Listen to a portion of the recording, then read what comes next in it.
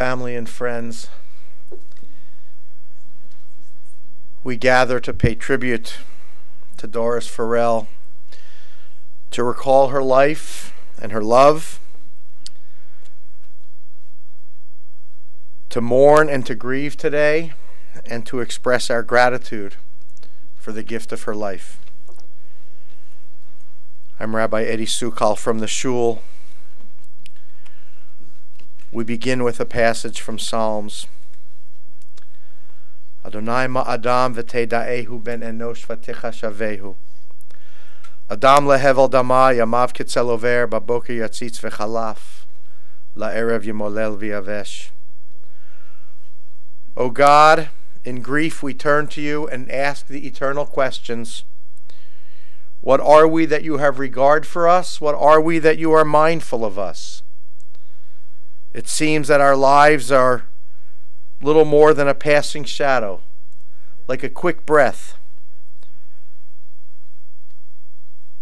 We come and go like the grass. In the morning it shoots up renewed, and yet in the evening it fades and withers.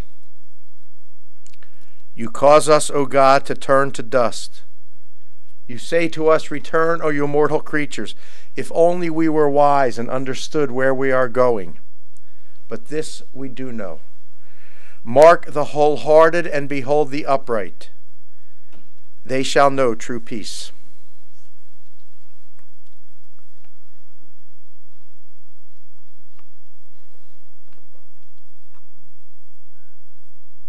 In the book of Psalms, the author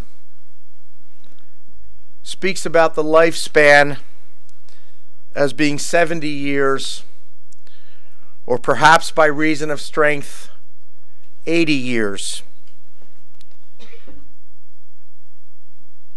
But however many years we are granted, be they many or few, the essential message of this psalm comes later on, where it says, teach us to number our days, that we may attain a heart of wisdom. That's what we're called upon to do. To live in a way that we attain a heart of wisdom, not just a mind of wisdom. That's the easy part, but a heart of wisdom. Doris did that over and over and over again, achieving for herself and attaining for herself that heart of wisdom in the way that she lived and the way she loved all of you. First and foremost, you, her family, but not only you, and all of you know it. She had lifelong friends. Many of you here, some of you children of those friends. And she shared of herself and gave of herself in a way that had a profound influence on everyone who came into her orbit. You, her children, 3 daughters and a son.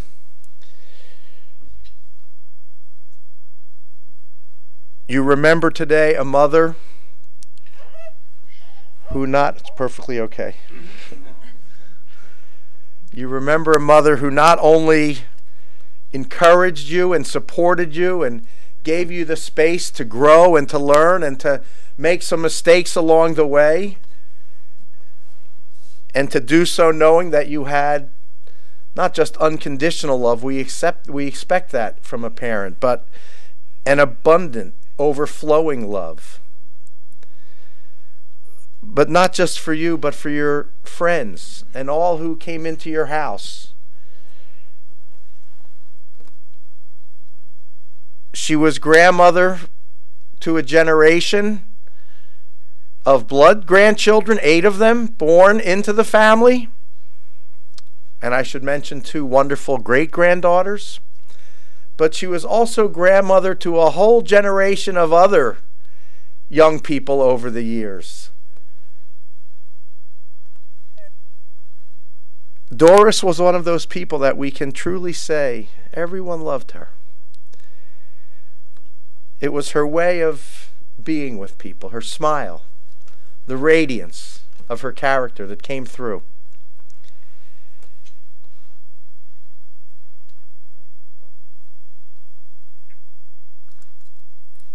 And she attained that heart of wisdom and shared it. That's the beauty of her life. not just that she had that heart of wisdom, but the way that she shared it with all of us. And the psalm concludes, "May your favor, O God, be upon us. Establish the work of our hands that it may long endure."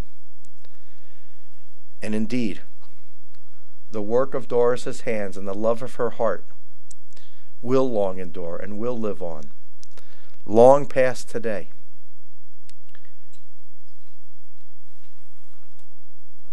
To share his remembrances and tribute, I'd like to call upon Art at this time.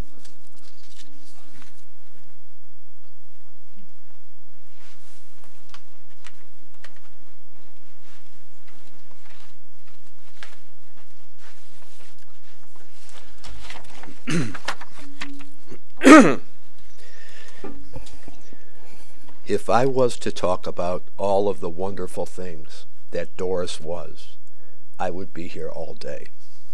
So I'm going to try and do this as quickly as I can. Doris was the matriarch of our family, but that's way too formal a word for her. I lost my mother when I was young, and so my children only knew one grandmother, but she filled the role of my mother and my children's grandmother perfectly.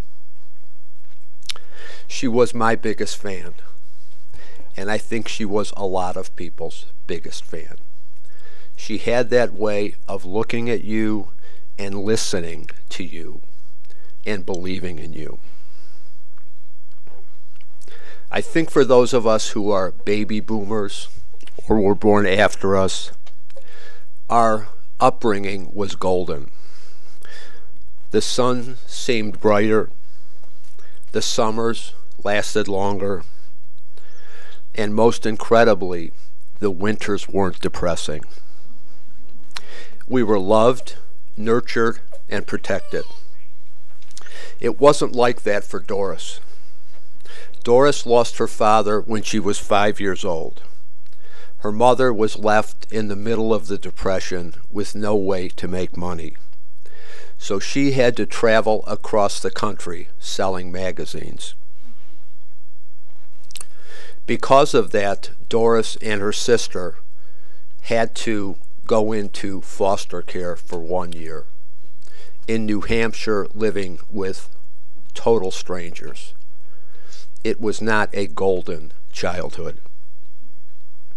Doris's golden childhood began in high school when she met her friends that remained friends and relatives throughout their lives.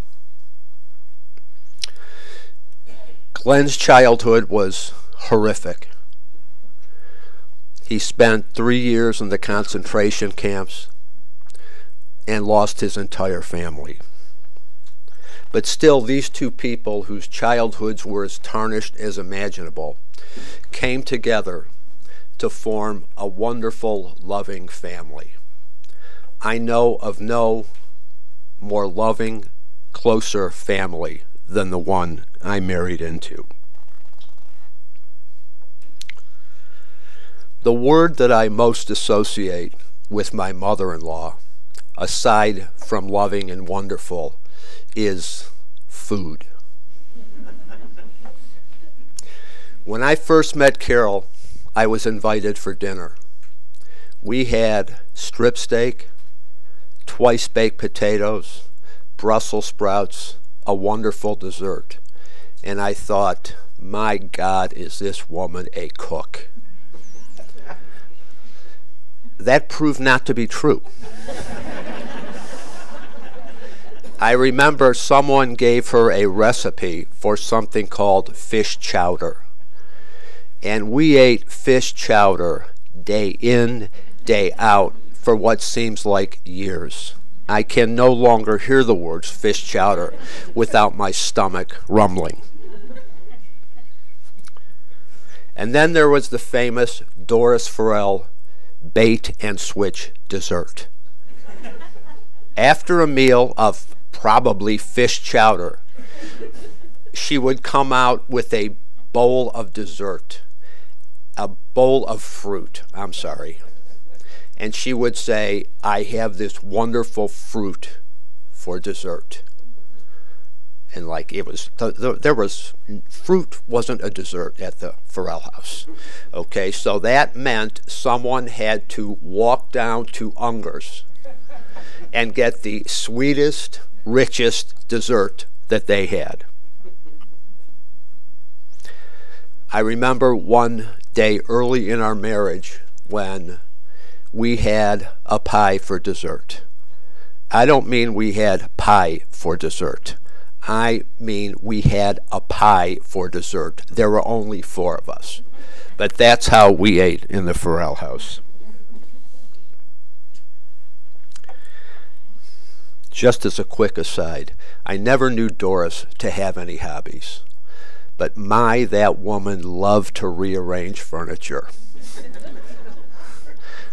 She had a winter arrangement, she had a summer arrangement, she had just a totally fracata arrangement, and my dear wife somehow inherited that from her. And I sometimes come home in the evening and I think, is this my house?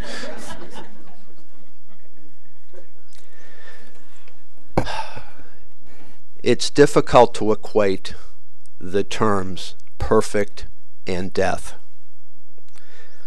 But let me explain. First of all, she lived well beyond her years, so that was a blessing. And she died just last Friday. Everyone got to come in and say their goodbyes. And not coincidentally, it was the most beautiful, warmest day in February ever. She died on a beautiful day. And my brother-in-law, Kenny, said to me after that he was totally at peace and he wouldn't have changed a thing. And I think that's as close to perfect as it gets.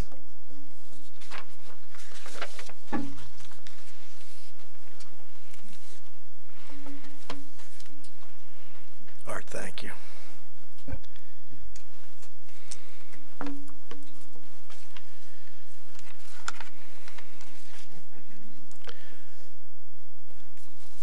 The eye never has its fill of seeing.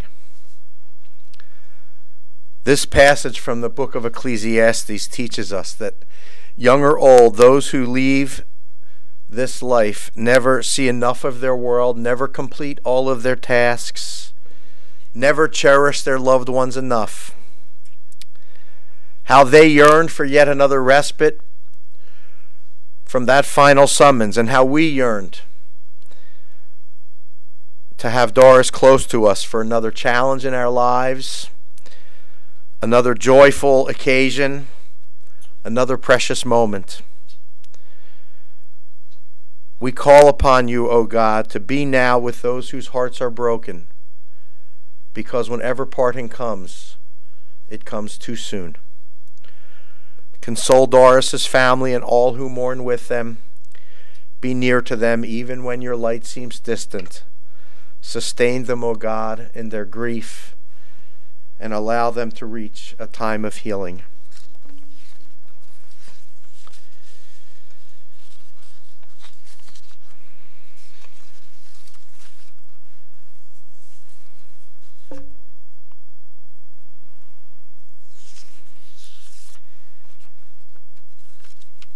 Your mother is the sweetest woman I ever met. That's what people said to you, her children, to Holly and Carol and Ken and Diana. That's how she was in the world.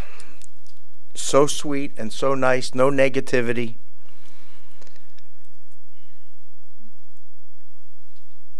And when you remember her, and when others remember her, you think of her with that radiant smile on her face, beaming, doing whatever she did with great love, caring for you, doing the big things, and the little things. You remember her with chocolate.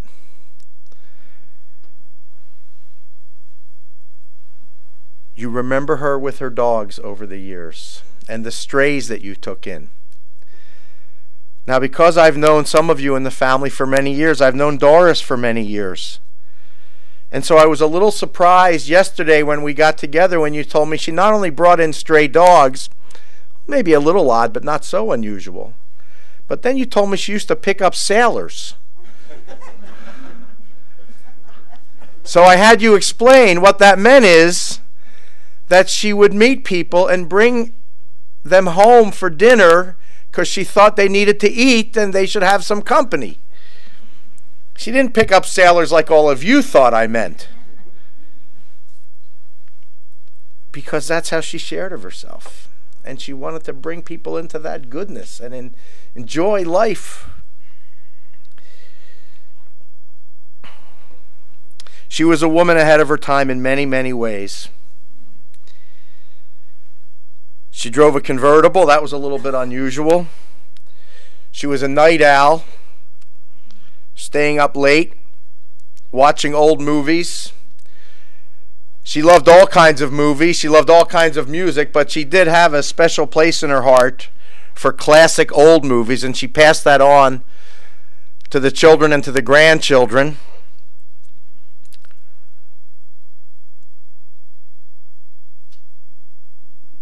One of you, I don't remember who it was, said one of the nicest things I've ever heard anyone say. She was a natural parent. What a high compliment. That's how you remember her. And that's what you remember from your own childhood growing up and young adult years. She was a natural parent. And you, her daughters, some of you anyway, and the grandchildren, even when she was older, you took her not just to Blossom. We expect her generation to go to Blossom. But she was at Beachland Ballroom. And she was at Nighttown. She was at Nighttown because she loved classic jazz, big band music. I'm going to conclude the service in a few minutes by chanting a traditional melody of El Malay Rachamim. Truth is, if I were going to really be fair to Doris, I would chant it to a Sinatra tune, because that's the music she loved. She and Glenn met. They were introduced by a friend or a sister of a friend. They met and they married. They were married for 52 years. Until the death of your father, Glenn, of blessed memory. They created a life together and a home together.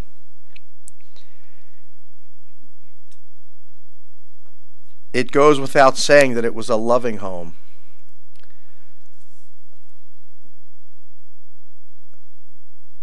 It was a home that was upbeat and positive.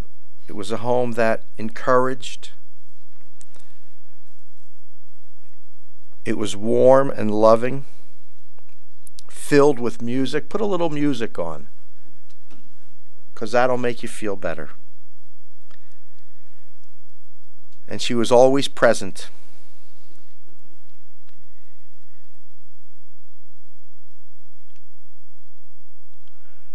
When grandchildren were born out in California, she went out there and took care for weeks, 6 weeks or more, helped.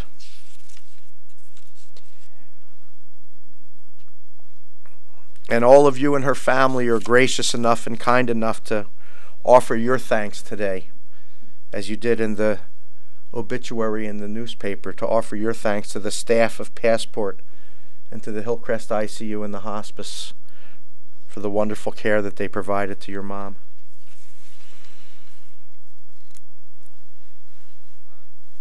Last night, as I was preparing for our service today, I remembered a passage from Pirkei Avot, the Ethics of the Sages, a piece of rabbinic writing that goes back a couple of thousand years. It asks 4 questions and answers them, and I thought that these questions and answers so captured Doris. I wanted to share this teaching as a bit of Torah that we learned from Doris's life. The rabbis ask, who is wise? The one who learns from all people. And who is strong? The one who subdues their own anger and responds to others with kindness and generosity. And who is rich? The person who appreciates what they have. And who is honored? The one who honors others.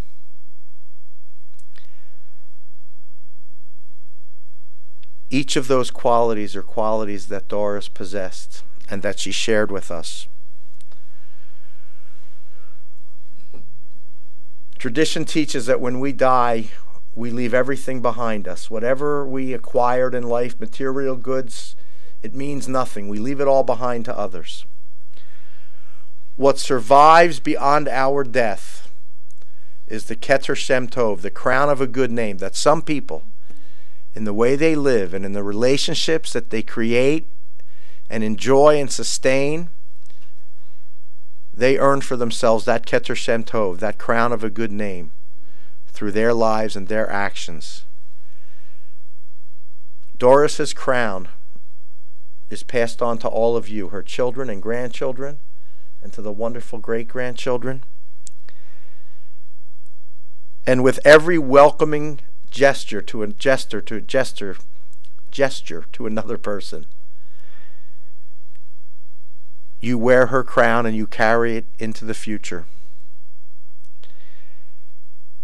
And every time you honor another person, or you perform an act of kindness for them, or you speak a gentle and comforting word when that's what's needed, you wear her crown of a good name, you carry it into the future. With all of those deeds, you pay tribute to her life and you honor her memory. Zichrona livracha. Doris's memory, the memory of a good and a righteous woman, will forever be a blessing to all of us who knew her and who loved her. Amen.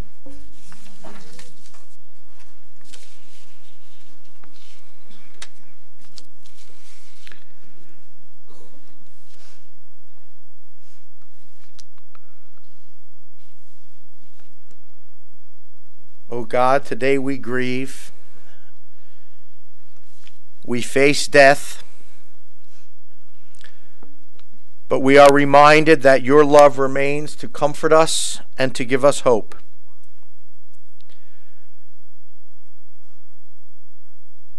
Today and in the days ahead, friends will gather with you, Doris's family, and reach out to you to comfort you and to console you. And we gather with you not only that we might comfort you, but we call upon God on your behalf and ask God to comfort you as well, that you might feel God's presence and know God's loving embrace and be comforted in your grief. Though it seems that our life is a dance to a song that we cannot hear, we understand that the melody courses through us for a little while, and then it seems to cease. And we wonder, whence the melody? Where does it go? In darkness as in light, we turn to you, O God, the source of life, the answer to all its mysteries. Please rise.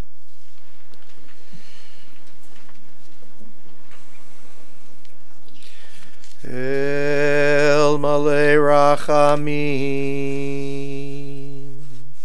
shochein bamromim, hamtzei menucha nechona, tachat kanfei hashchina, im kedoshim utehorim, Kizohar harakia mazhirim et nishmata devora shehalcha leolama Began Eden Tehei Menuchata Ana Bal Harachamim Hastirei Beseter Kanafecha Leolamim Vayitzror Bitzror HaChayim Et Nishmata Adonai Hu Nachalata V'tanuach B'Shalom Al Mishkava V'nomar Amen. Compassionate God, eternal Spirit of the universe, grant perfect rest in your sheltering presence to Devorah, to Doris Ferell, for she has now entered eternity. O God of mercy, we pray, may she find refuge in your eternal presence, and may her soul be bound up in the bond of everlasting life. God is her inheritance, and let us all say, Amen. Please be seated.